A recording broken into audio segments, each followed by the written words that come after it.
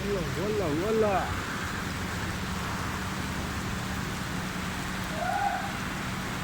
ini lili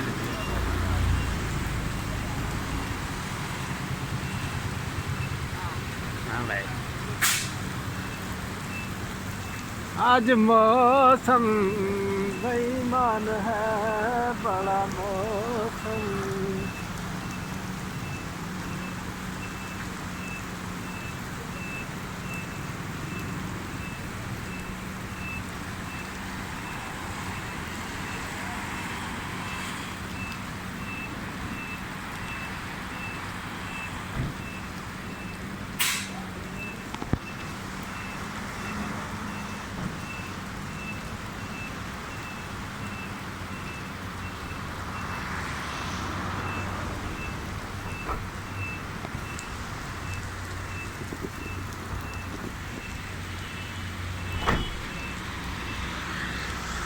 चाड़ दइए YouTube